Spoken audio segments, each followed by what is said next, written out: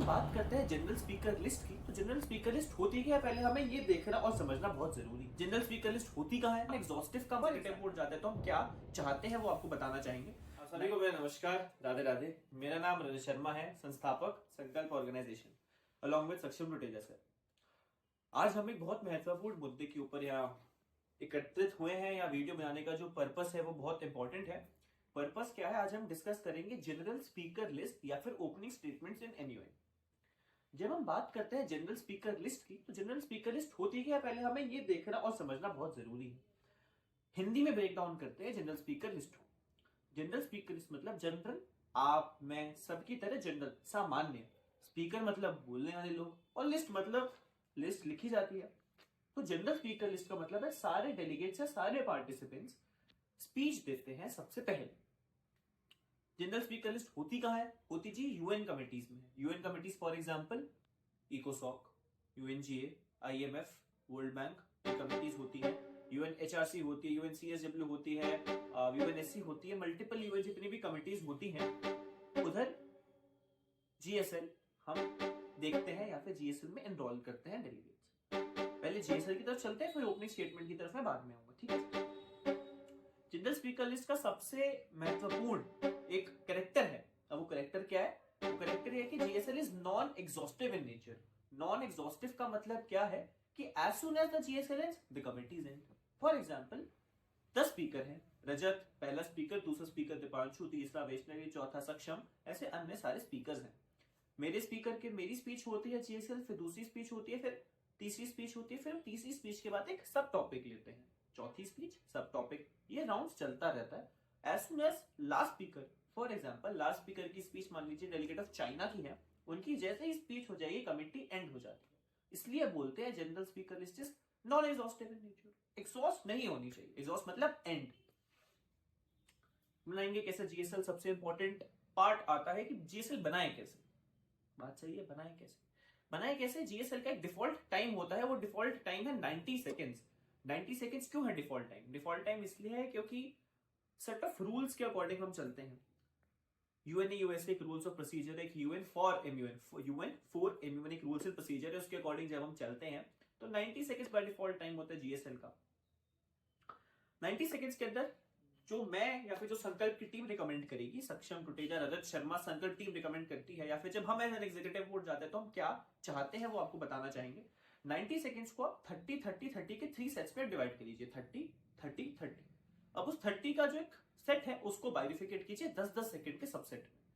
30 seconds में आप एक बोलिए, मान लीजिए एक फैक्टर पकड़िए, फॉर एग्जाम्पल सोशल फैक्टर। चलो सोशल फैक्टर है 30 सेकेंड में, 10-10 सेकंड में क्या बोलेंगे जी, 10 सेकंड में सोशल का एक फैक्ट बोलिए, कुछ भी फैक्ट हो सकता है। आप राउटर्स की रिपोर्ट बोलिए, वर्ल्ड बैंक की रिपोर्ट बोलिए, वर्ल्ड इकोनॉमिक फोरम का डेटा बोलिए, एचडीआई ह्यूमन डेवलपमेंट इंडेक्स बोलिए, यूएनडीपी की रिपोर्ट बोलिए, मॉन्ट्रियल प्रोटोकॉल है, इतने सारे एक्शंस हैं, वो सब बोलिए 10 सेकंड। बाकी के 10 सेकंड सबसे इंपॉर्टेंट हम ये कहते हैं, जो बाकी के 10 सेकंड सबसे इंपॉर्टेंट, लॉजिक एनालिसिस दीजिए। पढ़ते सब है फैक्ट, पर जो अपना इंटरप्रिटेशन है, जो अपना अंडरस्टैंडिंग है उस फैक्ट को लेके, वो बहुत इंपॉर्टेंट है। आप वो 10 सेकंड में उसका एनालिसिस दीजिए, उसका इंटरप्रिटेशन दीजिए, अपना लॉजिक दीजिए, और आखिरी के 10 सेकंड में सोल्यूशन आप सजेस्ट कीजिए। आपने 30 सेकंड्स में एक फैक्ट कर लिया, social factor, fact analysis solution, या फिर फैक्ट लॉजिक इंटरप्रिटेशन सोल्यूशन। बाकी के 30 सेकंड फाइनेंशियल एस्पेक्ट पकड़ लीजिए, या फिर लीगल एस्पेक्ट पकड़िए, आगे फाइनेंस पकड़िए। ऐसे आप 3 फैक्टर्स पकड़िए। मेरा ऐसा मानना है कि आप 10-10 सेकंड में अच्छे अच्छे पॉइंट्स बोल रहे हैं, 0.5 या 1 भी मार्क अगर आपको मिल रहा है तो 9 बार आप ऐसा करेंगे, 10 9 से 90, आपको 7 8 9 की रेंज में नंबर मिलेंगे 10 में से। और मेरा ऐसा मानना है जिसको 10 में से 7 से 9 की रेंज में मिल रहा है वो काफी अच्छा स्पीच दे रहा है, जीतने की काबिलियत बिल्कुल रखता है। ठीक है जी, इस तरीके से आपको अपनी जीएसएल बनानी है। आगे हम ध्यान देंगे कि जीएसएल में आप रिकॉग्नाइज कैसे होते हैं, आप बोलेंगे कैसे। आपके पास एक प्ले कार्ड होता है, आपकी कंट्री का नेम लिखा होगा, चाइना, इंडिया, पाकिस्तान, जापान। तो जब एग्जीक्यूटिव बोर्ड बोलेंगे कि all the delegates who wish to add their name in the particular general speaker list में जो प्ले कार्ड रेज करो, आप रिकॉग्नाइज हो जाओगे, फिर आप अपनी जीएसएल दे देना। अब चलते हैं ओपनिंग स्टेटमेंट की तरफ। जब हम इंडियन कमेटी की बात करते हैं, पर्टिकुलरली लोकसभा, राज्यसभा, या फिर all India political party meet, all India stakeholders meet, इधर जीएसएल का नाम ओपनिंग स्टेटमेंट हो जाता है। बस एक ही डिफरेंस है जी। डिफरेंस क्या है कि उधर जीएसएल नॉन एग्जॉस्टिव होती है, एंड नहीं होती। इधर जो एआईपीपीएम में हम देखते हैं ओपनिंग स्टेटमेंट्स या फिर लोकसभा में 70 to 80% या मेजोरिटी केसेस में UNA USA rules of procedure AIPPM में नहीं लगता, क्योंकि एआईपीपीएम को कोई सेट मैंडेट ही नहीं होता। लोकसभा राज्यसभा की अपनी रूल बुक है, उस तरीके से चलता है। तो जब मैंडेट नहीं है तो मेजोरिटी केसेस में ओपनिंग स्टेटमेंट हम सारी ले लेते हैं, रादर देन 5 लेके सब टॉपिक लिया, 10 लेके सब टॉपिक लिया, हम सारी ओपनिंग स्टेटमेंट एक साथ लेते हैं। ये होता है बेसिक डिफरेंस।